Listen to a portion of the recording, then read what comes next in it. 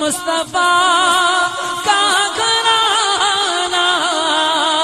سلامت رہے۔ فرمان ہے کہ کسی کا انتقال ہو تو نماز جنازہ میں شریک ہو، تمہارے محلے آس پڑوس میں عزیز و اقارب میں رشتہ داری میں کنبے میں خاندان میں کسی کا انتقال ہو تو نماز جنازہ ضرور پڑھو۔ ہو سکتا ہے مرنے والا اللہ کا نیک بندہ ہو سکتا ہے مرنے والا اللہ کا برگزیدہ بندہ ہو سکتا ہے اللہ تبارک و تعالیٰ کا مرنے والا خاص بندہ ہو، تو اس بندے کے طفیل آقا کا فرمان ہے تم جتنے بھی لوگوں نے نماز جنازہ پڑھی ہے اللہ رب ذوالجلال سبھی کی مغفرت فرما دے گا۔ اور اگر مرنے والا گناہگار و خطاکار و سیاکار و بدکار ہے تو آقا فرماتے ہیں کہ تم جتنے بھی لوگوں نے نماز جنازہ پڑھی ہے ان میں کوئی نہ کوئی اللہ کا نیک بندہ ہوگا، کوئی نہ کوئی اللہ کا خاص بندہ ہوگا۔ آقا فرماتے ہیں کہ اس نیک بندے کے طفیل اللہ گناہگار میت کی مغفرت فرما دے گا، اس کی بخشش فرما دے گا۔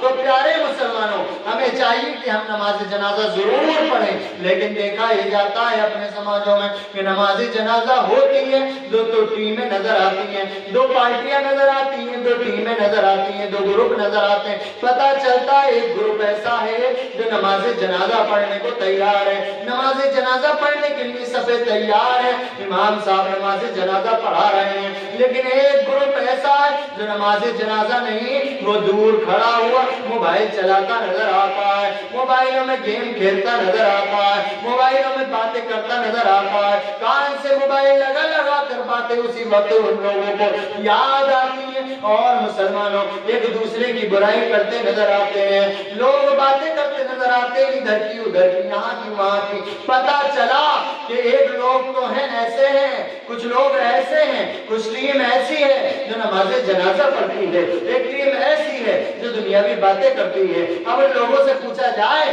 کیا تم نماز جو نہیں پڑھ رہے نماز جنازہ کی، کیا تم بس صرف اپنا چہرہ ہی دکھانے آئے تھے کہ میں بھی آیا ہوں میں بھی آیا ہوں میں بھی آیا ہوں، کیا تم اسی لیے ہی آئے تھے اپنا چہرہ دکھانے کے لیے؟ یاد رکھو مسلمانوں، آقا کا فرمان ہے جو شخص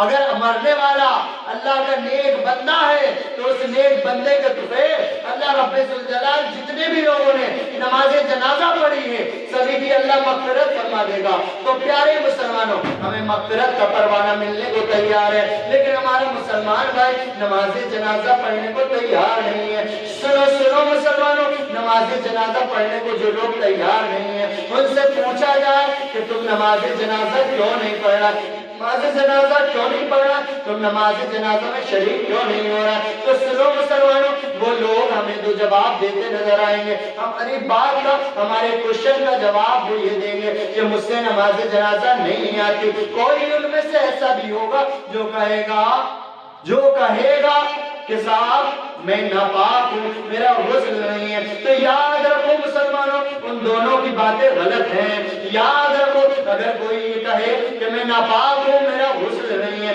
تو اس شخص سے پوچھا یہ جائے کہ تجھے ان کے مرنے کی، تجھے ان کے انتقال کی انفارمیشن کب ملی تھی، کب خبر آئی تھی؟ تو پیارے مسلمانوں، وہ اگر انسان سچا ہوگا تو کم سے کم یہ کہے گا کہ ان کے مرنے کی خبر مجھے 1 گھنٹہ پہلے پتا چلی، آدھا گھنٹہ پہلے پتا چلی، 20 منٹ پہلے پتا چلی، 15 منٹ پہلے پتا چلی۔ تو اس شخص سے کہا جائے ارے بھائی آج کل تو موبائل کا دور ہے نا، آپ انتقال ہو صبح فجر میں تو ظہر تک ہر خاندان والے کو، ہر رشتہ دار کو، ہر عزیز و اقارب کو جانکاری پہنچ جاتی ہے، منٹوں سیکنڈوں میں، بلکہ 10-15 منٹ انتقال کے بعد ہی ایک دوسرے کو رشتہ دار فون کر دیتے ہیں کہ فلاں کا انتقال ہو گیا ہے، ان کی نماز جنازہ اس وقت ادا کی جائے گی۔ تو اس کا کہنا جھوٹا ہے جو کہے کہ میں ناپاک ہوں۔ ارے 15 منٹ پہلے بھی تمہیں خبر ہوئی تھی نہیں ہوئی تھی؟ اگر خبر ہوئی تھی تو تم نماز جنازہ کیوں نہیں پڑھ رہے، تم غسل کیوں نہیں کیا؟ اور یاد رکھو مسلمانوں، جو لوگ غسل سے نہیں لیتے ان کا ایک ایک لمحہ گناہ میں ہوتا ہے، گناہ میں تقسیم ہوتا ہے۔ جو لوگ غسل میں نہیں رہتے ان کا وقت گناہ میں شامل ہوتا ہے، اور جو لوگ غسل سے رہتے ہیں وہ بہت اچھے لوگ ہیں۔ سنو مسلمانوں، دوسرا شخص یہ کہہ سکتا ہے کہ مجھ سے نماز جنازہ نہیں آتی۔ تو یاد رکھو مسلمانوں، جو شخص یہ کہے کہ مجھ سے نماز جنازہ نہیں آتی تو اس کا جواب یہ ہے، علماء اکرام سے چاہے آپ پوچھ سکتے ہیں، صحابیان اکرام سے آپ بات کر سکتے ہیں، پوچھ لیں جو میں آپ کو بتانا چاہتا ہوں۔ اگر نماز جنازہ نہیں آتی تو آپ باوضو ہو کر نماز جنازہ میں شامل ہو جائیں، نیت کر لیں۔ نیت کرنے کے بعد امام صاحب جو اللہ اکبر اللہ اکبر اللہ اکبر تکبیریں بولتے رہیں، اللہ اکبر امام صاحب کے ساتھ تکبیر بولتے رہیں، اور تمہاری نماز جنازہ پڑھنا ہو جائے گا، نماز جنازہ آپ کی پوری ہو جائے گی۔ لیکن ایسا نہیں کہ اگر ہمیں یہ پتہ چل گیا کہ ہم باوضو ہو کر بس شامل ہو جائیں تو ہو جائے گی، تو ایسا نہیں کرے مسلمان کہ نماز جنازہ کی جو چیزیں ہیں پڑھنے کی، ثنا اور درود اور دعا، یہ یاد ہی نہیں کرے۔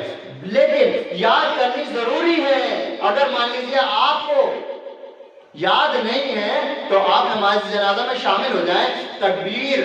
بولتے رہیں، کھڑے ہو جائیں سب میں مل کر، انشاءاللہ نماز جنازہ ہو جائے گی۔ لیکن اگر آپ کو نماز جنازہ کے لیے آپ کو اپنے علماء سے مخاطب ہونا پڑے گا کہ آپ ہمیں نماز جنازہ سکھا دیں، ہمیں نماز جنازہ نہیں آتی، تو میری گارنٹی ہے کوئی بھی ہماری جماعت کے، اہل سنت والجماعت کے کوئی بھی علماء ایسے نہیں ہیں جو آپ سے منع کریں گے صاحب ہم نہیں سکھائیں گے، بلکہ علماء سکھانے کو تیار ہے۔ ہماری قوم کا نوجوان، ہماری قوم کے لوگ سننے کو اور سمجھنے کو اور سیکھنے کو تیار نہیں ہے۔ تو پیارے مسلمانوں، کہنے کا مطلب یہ ہے کہ نماز جنازہ سے ہمیں اللہ رب الجلال کے حکم سے، آقا صلی اللہ علیہ وسلم کی حدیث کے اکارڈنگ ہمیں جنتی ہونے کا مژدہ مل رہا ہے، جنتی ہونے کا پروانہ ملتا ہے، ملنے کو تیار ہے، لیکن نوجوان نماز جنازہ پڑھنے کو تیار ہے۔ سنو سنو مسلمانوں، اس حدیث پاک کو ذہن میں رکھو کہ آقا کا فرمان ہے جو لوگ نماز جنازہ پڑھیں گے، اگر پڑھنے میں جتنے بھی لوگ شامل ہیں، اگر مرنے والا اللہ کا نیک بندہ ہے اس کے طفیل جتنے بھی لوگ شامل ہیں، اللہ رب الجلال سبھی کی مغفرت۔ دلی کے صدر بازار میں اللہ کے نیک بزرگ کا آج بھی مزار شاہد ہے، حضرت باقی باللہ رحمت اللہ تعالیٰ علیہ۔ ان کے دور میں، ان کے وقت میں ایک شخص ایسا تھا جو کفنوں کی چوری کیا کرتا تھا، کفن چرایا کرتا تھا مسلمانوں۔ وہ شخص حضرت باقی باللہ رحمت اللہ تعالیٰ علیہ بزرگ نے ایک مرتبہ اس شخص کو اپنے پاس بلایا اور کہا کہ تو کفن کی چوری کیا کرتا ہے، لیکن مجھ سے میرے کفن کے پیسے لے، لیکن وعدہ یہ کر لے کہ میرا کفن مت چرانا، میرا کفن مت چرانا۔ وہ شخص گھبرایا آپ کے قریب آتا ہے، آپ اپنی جیب میں ہاتھ ڈالتے ہیں اور پیسے نکال کر دیتے ہیں کہ یہ میرے کفن کے پیسے ہیں، میرا کفن مت چرانا، میرا کفن مت چرانا، تو پیسے لے لے لیکن میرا کفن مت چرانا۔ تاریخ گواہ ہے مسلمانوں، وہ شخص حضرت سے پیسے لے کر گھر آ جاتا ہے اور اپنی بیوی کو بھی بتاتا ہے کہ مجھے ان بزرگ کا کفن نہیں چرانا، وہ اللہ کے نیک بندے ہیں، انہوں نے مجھے پیسے پہلے ہی دے دیے ہیں، اب میں ان کا کفن نہیں چراؤں گا۔ پیارے مسلمانوں، دن کے بعد شام ہوتی ہے، رات ہوتی ہے، رات کے بعد صبح فجر ہوتی ہے، فجر کی نماز کے بعد قریب کی مسجد سے آواز آتی ہے، اعلان ہوتا ہے کہ ہمارے تمہارے سرپرست بزرگ حضرت باقی باللہ کا انتقال ہو گیا ہے، ان کا انتقال ہو گیا، وصال ہو گیا ہے، اب ان کی نماز جنازہ فلاں ٹائم ہوگی، فلاں ٹائم کی نماز کے بعد ہوگی۔ تاریخ گواہ ہے مسلمانوں، وہ شخص اپنی بیوی سے کہتا ہے کہ واقعی بزرگ بہت نیک ہیں، بزرگ بہت اچھے ہیں، اللہ کے برگزیدہ بندے ہیں، دیکھو دیکھو کل ہی انہوں نے مجھے کفن کے پیسے دیے اور آج ان کا انتقال ہو گیا، میں ان کی نماز جنازہ ضرور پڑھوں گا، وہ اللہ کے نیک خاص بندے ہیں، ان کی نماز جنازہ ضرور پڑھنا ہے۔ اپنی بیوی سے کہتا کہ میرے کپڑے لتے تیار کرو، کرتا پجامہ تیار کرو، میں اچھے کپڑے پہن کر غسل کر کے ان کی نماز جنازہ پڑھنے ضرور جاؤں گا۔ سنو سنو مسلمانوں، اب وہ شخص جس ٹائم کا پتہ چلا کہ فلاں ٹائم کی نماز کے بعد نماز جنازہ ہونی ہے، وہ شخص اپنے گھر سے تیار ہو کر نماز جنازہ کے لیے نکلتا۔ یاد رکھو مسلمانوں، اب وہ شخص تیاری کرنے کے بعد نکلتا ہے، حضرت کی نماز جنازہ تیار ہے، وہ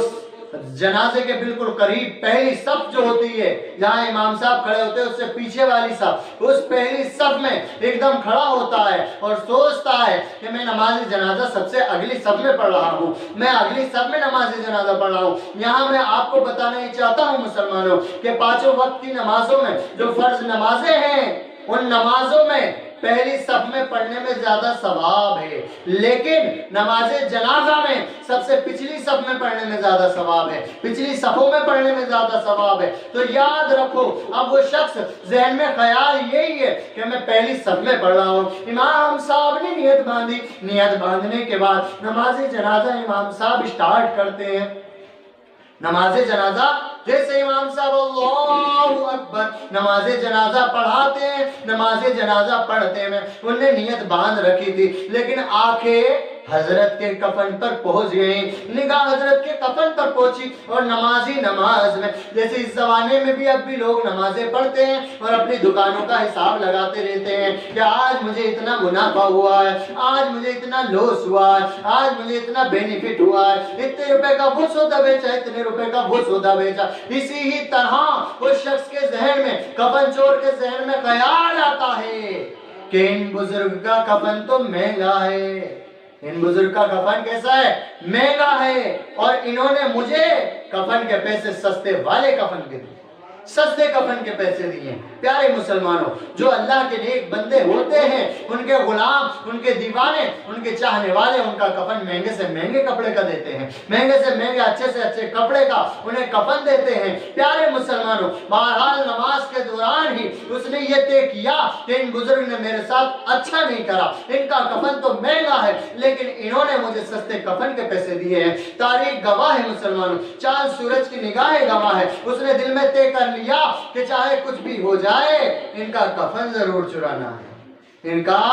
کفن ضرور چرانا ہے۔ اب پیارے مسلمانوں، اس شخص نے طے کر لیا۔ اب جب نماز جنازہ سے فارغ ہوتے ہیں، سب لوگ نماز جنازہ سے فارغ ہو کر حضرت کو دفنانے کے لیے قبرستان پہنچتے ہیں، اس جگہ پہنچتے ہیں جس جگہ حضرت کو دفنایا جائے گا۔ سنو مسلمانوں، وہ شخص قبر پر پہنچتا ہے، مٹی وغیرہ دینے کے بعد یاد رکھتا ہے کہ اس راستے کو مجھے رات کو آنا ہے۔ تاریخ گواہ، چاند سورج کی نگاہیں گواہ، وہ رات کے دور میں، رات کے وقت میں وہ شخص اپنے گھر سے سامان لیتا، اوزار لیتا اور قبر کے قریب پہنچ جاتا ہے، قبرستان میں پہنچ کر قبر پر پہنچتا ہے، اور قبر پر پہنچنے کے بعد آپ بزرگ کے، باقی باللہ رحمت اللہ علیہ بزرگ کی قبر کی مٹی ہٹاتا ہے، تختہ ہٹاتا ہے، اور کرے مسلمانوں، اب وہ اپنا ہاتھ حضرت کے کفن کو کھینچنے کے لیے جیسے اندر ڈالتا ہے۔ تاریخ گواہ ہے، تاریخ کے اوراق بتاتے ہیں کہ حضرت باقی باللہ رحمت اللہ تعالی علیہ بزرگ نے اس شخص کا ہاتھ پکڑ لیا اور فرمایا، اے جنتی، کیوں جنتی کا کفن چرانے آیا ہے؟ پیارے مسلمانوں، پسینے میں سرابور ہو گیا، حیرت زدہ ہو گیا، سوچنے لگا، میں نے بہت بچوں کے کفن چرائے ہیں، میں نے بہت لڑکیوں کے کفن چرائے ہیں، میں نے بہت لڑکوں کے کفن چرائے ہیں، میں نے بہت عورتوں کے کفن چرائے ہیں، میں نے بہت مردوں کے کفن چرائے ہیں، میں نے بہت بزرگوں کے کفن بوڑھوں کے چرائے ہیں، لیکن آج یہ کیا ماجرا ہے؟ ان بزرگ نے میرا ہاتھ پکڑا ہے۔ بزرگ ہاتھ پکڑ کے کہتے ہیں، اے شخص، کیوں جنتی کا کفن چراتا، کیوں جنتی کا کفن چرانے آتا؟ دبی زبان میں عرض گزار ہوتا، پسینے میں سرابور ہے اور حیرت زدہ ہے، تعجب میں اپنی لڑکھڑاتی زبان سے بولتا ہے، حضرت مجھے آپ جنتی کیوں کہتے ہیں؟ میں نے تو آپ کے کفن کے پیسے بھی لے لیے ہیں، اور پیسے لینے کے بعد پھر بھی چرانے آیا ہوں۔ اتنا بڑا گناہگار، اتنا بڑا پاپی، اتنا برا میں شخص ہوں، آپ مجھے جنتی کیوں کہتے ہیں؟ یاد رکھو مسلمان، وہ بزرگ کہتے ہیں، اے شخص، تجھے نہیں معلوم، میرے آقا صلی اللہ علیہ وسلم کا فرمان ہے کہ جو شخص اللہ کے نیک بندے کی نماز جنازہ میں شامل ہو جائے تو اللہ کے حکم سے اللہ تبارک و تعالیٰ اس کی مغفرت فرما دیتا ہے۔ تو مجھے اللہ تبارک و تعالیٰ نے اپنے مقبول بندوں میں شامل کیا ہے، مجھے خطاکار کو، گناہگار کو اللہ نے اپنے نیک بندوں میں شامل کیا ہے۔ تو جتنے بھی لوگوں نے میری نماز جنازہ پڑھی ہے